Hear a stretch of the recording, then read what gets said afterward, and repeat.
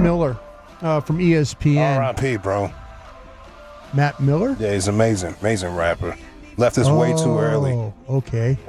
Any background? God bless him. You want to talk about Matt Miller? I'll yield a minute of my time to you. I just want to say God bless that man. Okay. He's amazing. Mr. Mac, right? Yeah, Mr. Mac. Is he a Texas guy? No, Pittsburgh. Yeah. Pittsburgh? Yes. Point Breeze. Okay, how do we know so much? Do you know Mac Miller? You never heard of Mac Miller? No. You've never liked watch movies? You know that, Lucius. I never watch movies. Watching movies? I never watch movies. People worship these haters till they come in contact with gods? Oh, okay. Oh. I'll give you a good idea when you pit it like that. All right. Of course I know this guy. All right. It's incredible. He's one of the best I've ever seen. He was such a talented individual. Yeah. The late great, man. Gosh, I can't believe that was 2018. Mm-hmm. Wow. Time flies. It's been a while. Scary. Who would have thought? Who would have thought? All right. The Matt Miller who currently works for ESPN. If you say so. Yeah. Not the most famous Matt Miller, right? No, well, this is Matt with a T. We were talking about Mac with a C. Mac. But it's all the same. Yeah. Oh, this guy's name. alphabet. This guy's What is name that, really? isn't in Matt. It's Mac. M-A-C. That's right. All right. Big Mac Miller. What has he done? I think Lucius is getting back to me for all those times of interrupting him. That's what he's doing. He's got AIDS.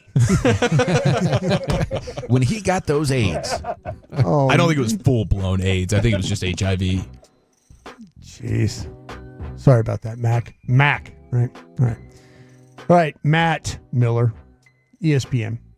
He put out his top or the best picks that were made over the 7 rounds of this draft. And I kind of want to talk about him a little bit because I think it's pretty interesting what he's got working here. He looks at everyone's pick and decides whose pick is the best. Yeah. He actually gave, of his top 100, he gave the Chicago Bears the best pick. Really? At pick 239. Not the number 239. Round 2, pick 39. That's the best pick? The best pick in the draft. He gave that to Luther Burden III, wide receiver from Missouri. You loved him too? I did love him some. That's the guy you were most hoping would make it to 44 in between those 2 days? I was. And now it's got me a little worried that Mr. Miller liked him so much that maybe I missed the guy. No, I'm just kidding. Oh, shots fired. I'm just kidding. No, I love Matt. But he said Burden was my top wide receiver in the class, and he's counting Travis Hunter as a two-way player is what he said, and he landed in a great situation with the Bears and new coach Ben Johnson. Kind of talking about the yards after catch ability is also terrific. His number 2 player on this board, I'm just going to go through the top 10, and I'm going to tell you there's some Dallas Cowboys on this list, and we'll go through those guys too. He's got Will Johnson, the cornerback from Arizona. That was at pick 247. He had him as Will Johnson as his 7th best player on his board. I didn't have Will that high. He was from Michigan but went to Arizona? Right. He's from Michigan, went to Arizona to the Cardinals. He said Johnson was a top 10 player in this class when looking solely on the film and not accounting for injuries. While he did not want to slip to the second round, Jonathan Gannon's system is a great fit for him. He's kind of comparing this guy to Trayvon Diggs with his ball hawking skills. He can hawk some balls now. I just saw some highlights of him earlier. Yeah. Number 3, Ashton Genty. That was pick 1-6 overall. We all know about Ashton Genty. I had him as my second best player of my stack, 235, but he says Ashton Genty was the 3rd best pick in this draft. Wow. At number 4, he gives the Philadelphia Eagles at pick 131. That would be Jahad Campbell, the linebacker from Alabama. Man, they do get some big school defenders late in the first, don't they? Whoever's fallen, big school defender will take you. Yeah. He's got a lot of injury things you're going to have to deal with here. A man's got knee and shoulder problems. I think that's the reason why he slid to where he did. But I go back to when 1998 when we took Jeremiah Trotter and didn't know that Jeremiah Trotter, doctor said, 10 games, 10 years. Can't tell you, Brian. The Eagles probably got a guy that's going to play 10 years here. Every time you ever we think about all these injuries and something you have to worry about, these kids overcome a lot of that. So, If their draft luck does not run out, they could easily go back to back. yeah.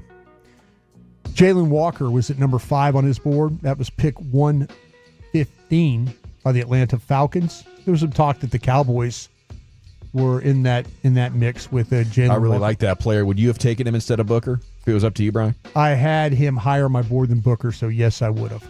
Yeah, that's the one. I mean, in their mind, it was Walter Nolan, right? It wasn't even between Walker. It wasn't. Yeah, it wasn't. It was. If it wasn't Booker, it'd have been Nolan. Nolan, yeah, or then with also with McMillan, I believe. Travis Hunter at number 6. That would be Jacksonville's pick at 1-2, and we know all about Travis Hunter. He has Colston Loveland, the tight end from the Bears, as his 7th best pick. That was pick number 110. That was a big surprise there at our Pluckers. Yeah, that was a big surprise because everybody thought Warren, the tight end from Michigan, was going to be that guy. Abdul Carter to the Giants at pick 1-3. The edge from Penn State, number 8. Malachi Starks, the safety from the Ravens. I thought this was a little rich myself. At pick 127. It's a little bit high for him. I didn't see him as a first round player. Did Cowboys take a single safety? They had no in undrafted free agents. They signed one I believe. Who it is? I need to go back and look at that. But number 10, just to kind of finish this top 10 out, is Shedeur Sanders, the Cleveland Browns pick at 5-144. Good pick. So those were his top 10. Now, where do your Dallas Cowboys rank in some of these picks? Yeah, man, show us some love. Ravel's got to be a great pick. Let me just say that. Okay, here we go. At pick number 14 as the best overall on Matt Miller's board, Donovan Ezeiruaku, edge, at pick 244. The Cowboys didn't get their receiver or running back need addressed early, but they did get a speedy pass rusher to help Micah Parsons. Ezeiruaku has excellent length. Those are 34-inch arms and a dynamic first step with a closing speed off the edge. That he is not lying about. He needs to add play power to provide great value in the middle of the second round. But he was the number 14th best pick that was made of his top. Do you think the Cowboys were considering runner there, and when Ezeiruaku was there, they said, we can't turn this thing down? I don't know if they had a runner that high. Judkins? I think Judkins came off the board. I think Judkins was in the mix, but you're right. He went off before. I don't know. Like I said, that might have been the pick there. But when he was gone, I think that's what made him pivot to Ezeiruaku. But I think it was probably pretty close for what you're talking about. Caleb Johnson was still there, right? Yes. Yeah. They did not. They were not a fan of Caleb Johnson. Siobhan Ravel, he's the 26th best pick. He was picked third round, number 76. He was 57th on Matt's board. Elite size, playmaking ability had him looking like a first rounder before he tore his ACL in September. The Cowboys didn't need a corner in this draft. That's hilarious. Which shows how much they valued Ravel. I disagree with you on that one, Matt. I am glad that the Blue Star Special came in round 3 instead of round 2. Yeah, that's a good adjustment, I feel. Let's go ahead and just make it a 4th round thing, and then we'll be really good. Well, we set the 4th rounders on fire. That's the right. strategy. Blue Star Specials before that. 4th round, we just nuke. Ravel was the 26th best player. The 27th best player on his board was Tyler Booker. That was pick 112. We could debate the value of drafting a guard at 12.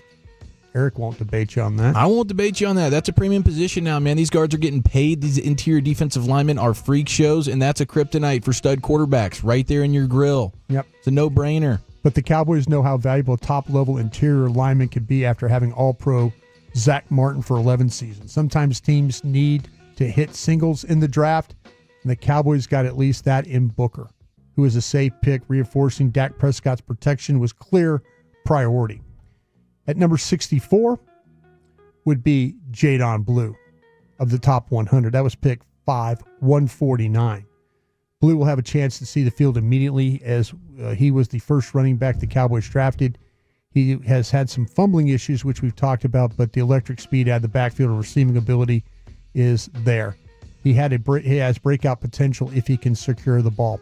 Okay, the final one I want to say is, and I'm just pointing this out, his number 100 was Ja'Cory Krosky-Merritt, and that was the Commanders pick in the 7th round at 245.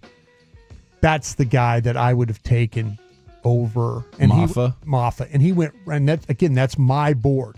That's my board.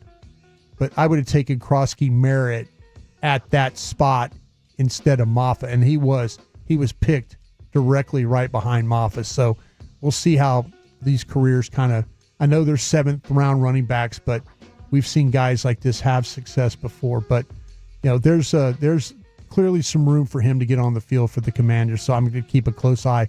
He was the number 100th player on Matt Miller's board.